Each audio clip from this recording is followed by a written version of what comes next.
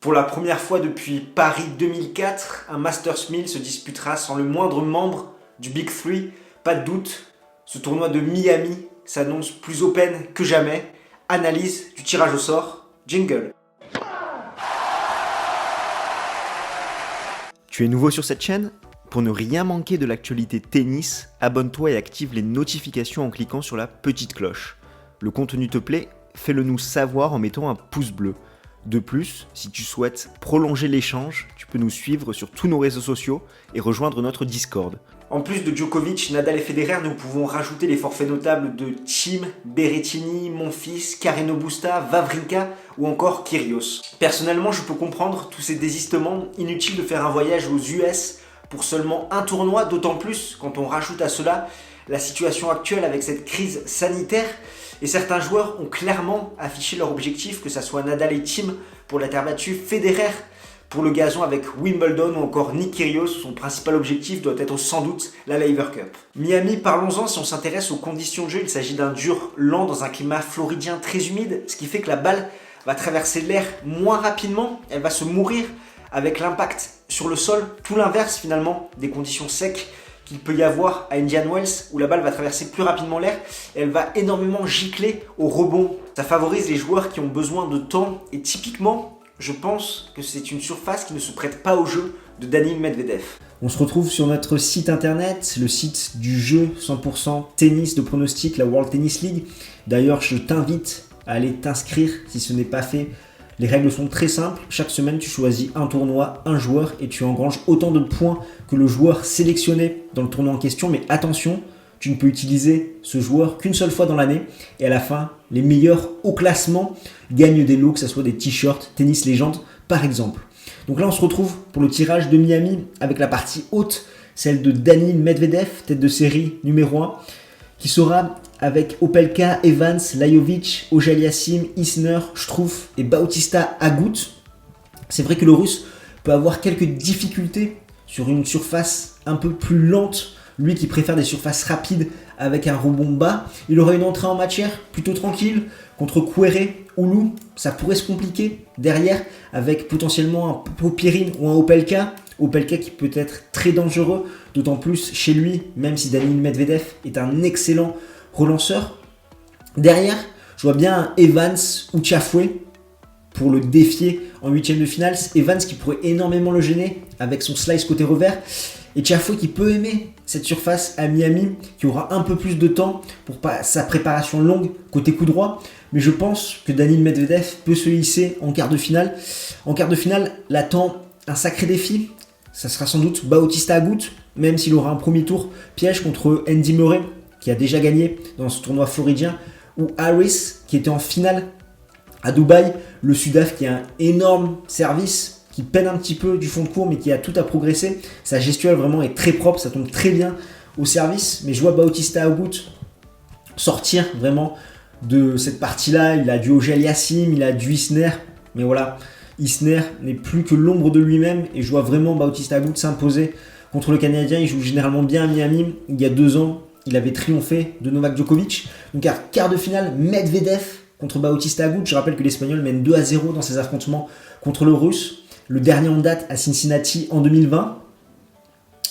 L'autre quart de tableau, c'est celui d'Alexander Zverev, où il va retrouver dans cette partie-là Basilashvili, Sinner, Kachanov, Dimitrov, Fritz, Bublik et Goffin. L'Allemand s'était plaint la semaine dernière du nouveau système de points. Et là, enfin, il va passer devant Roger Federer au classement, le Suisse, qui va perdre 500 points de son titre acquis à Miami en 2019. Et c'est vrai que Zverev, quand il a un bon résultat, je rappelle qu'il a été titré à Acapulco, il arrive à enchaîner fin 2020.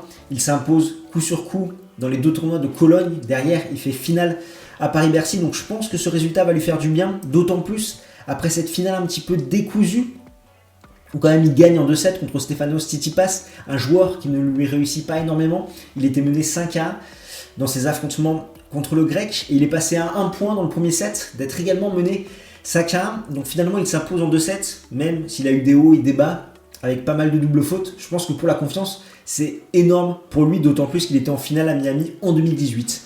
Il pourrait jouer au premier tour contre une future pépite, Alcaraz ou Roussou-Fori, mais dans les 2 cas, je pense qu'il doit s'imposer.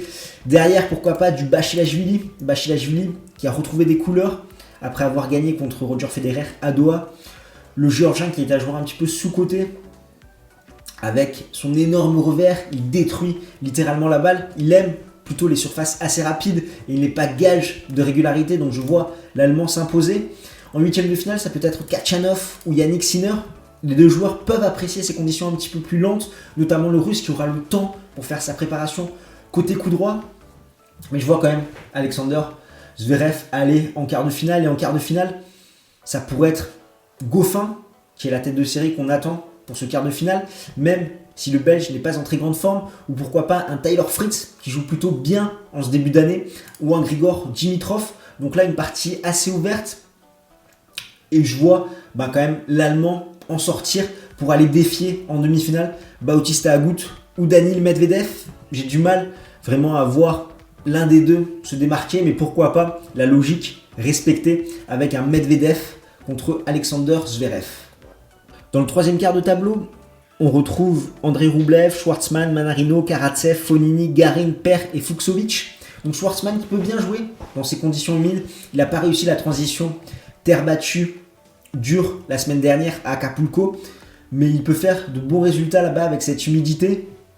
Il y aura également Karatsev qui sera surveillé, le Russe qui est en roue libre en ce début d'année, seulement 2 défaites contre Dominic Thiem, et Novak Djokovic qui a fait une percée dans le classement et avec un titre, son premier titre en carrière à Dubaï. Je trouve que c'est vraiment très propre, ça fait plaisir de le voir enchaîner après cette demi-finale à l'Open d'Australie. Il a une prise très compacte, très serrée côté revers. Côté coup droit, ça fait extrêmement mal à la relance. Il est très dangereux, il a progressé également au service. Il a une bonne partie de tableau. Il peut, je pense, aller en quart de finale, même s'il a quelques pièges, que ce soit Corda, Albot ou Fognini. Je pense qu'il peut enchaîner et aller en quart de finale, pourquoi pas, contre Andrei Rublev, qui lui aura un premier tour contre Sandgren ou Pedro Martinez assez abordable. Il pourrait de nouveau, pour la 3e fois, jouer contre Martin Fucsovics, le Hongrois qui est également en bonne forme, très mobile, mais c'est vrai qu'à chaque fois Andrei Rublev s'impose, et derrière ça pourrait être du Cilic, du Garin, surtout pas Benoît Paire, et Musetti aurait un très bon coup à jouer dans cette partie de tableau là pour aller jouer Rublev en 8e de finale. L'Italien qui a très bien joué à Acapulco, un dur lent, un rebond haut qui lui permet vraiment d'avoir le temps, notamment côté revers, de faire le jeu. Il aime la terre battue, mais il n'aime pas vraiment les conditions rapides. Là, à Miami, ça peut être pareil, mais je vois bien un remake du match qu'on a eu à Dubaï entre Rublev et Karatsev, avec pourquoi pas Andrei Rublev qui s'impose et prend sa revanche contre son compatriote. Et enfin, la dernière partie de tableau, celle de Stefanos Tsitsipas qui se retrouve avec Nishikori, Sonego, De Minaur, Raonic, Humbert, Jurkacz et Shapovalov. Au premier tour, il pourrait avoir à jouer contre Kevin Anderson. Je rappelle les difficultés que peut avoir Tsitsipas à la relance contre le Sudaf. Ça peut être compliqué, d'autant plus que même s'il a fait un bon tournoi à Acapulco et qu'il fait un bon début d'année, le Grec a montré un discours assez négatif à l'entame de Miami, où il disait que les conditions n'allaient pas être pareilles qu'à Acapulco avec cette situation sanitaire particulière. Donc il ne rentre pas vraiment dans un bon mood dans ce tournoi floridien. Il pourrait également faire face à Kei Nishikori, le japonais qui retrouve des couleurs, qui est sur 2 bons résultats, même s'il manque de régularité. Et derrière, pourquoi pas aller jouer en 8e Alex de Minaur. Je pense qu'il a quand même un bon tableau, le grec. S'il n'a pas trop puisé à Acapulco, s'il n'est pas trop fatigué, il peut enchaîner et aller largement en quart de finale. Pourquoi pas contre Denis Shapovalov qui a montré également de belles choses à Dubaï la semaine passée. Il pourrait jouer Jérémy Chardy ou Jurkacz, le français qui est vraiment en grande forme en ce début d'année. Et derrière, je pense plutôt à un Hugo Humbert. Raonic a été un petit peu blessé à Acapulco. Donc pourquoi pas un Humbert Shapovalov avec un Shapovalov Tsitsipas en quart de finale. Et je vois bien Tsitsipas passer. Et là on aurait un Tsitsipas Rublev et en haut un Medvedev Zverev. Encore pas mal de Russes dans ce tableau-là. On sait que Rublev aime bien jouer contre Tsitsipas, il l'a battu récemment. On va voir si Tsitsipas arrive à enchaîner autant que ça. Et je vais aller sur un pronostic Rublev en finale contre Alexander Zverev avec à la clé un titre de l'Allemand qui décroche coup sur coup Acapulco et Miami. Évidemment, il peut y avoir énormément de surprises dans ce tournoi avec des cadors qui manquent à l'appel, mais ça va être encore plus intéressant de voir si ces joueurs de la Next Gen arrivent à tenir leur rang et arrivent surtout à en profiter. Et toi, qu'en penses-tu? Je te propose qu'on en débatte ensemble dans les commentaires et nous on se retrouve très très vite pour débriefer et analyser les grosses affiches qui arriveront justement dans ce Masters 1000 floridien. D'ici là, porte-toi bien. Ciao ciao tout le monde.